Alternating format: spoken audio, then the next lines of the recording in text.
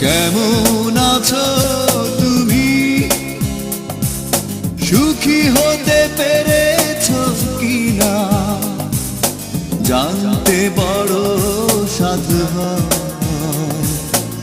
আমাকে ভুলেছো কিনা?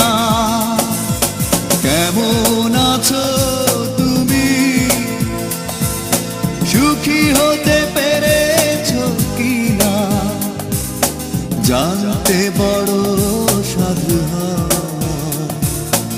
আমাকে ভুলেছো কিনা? তুমি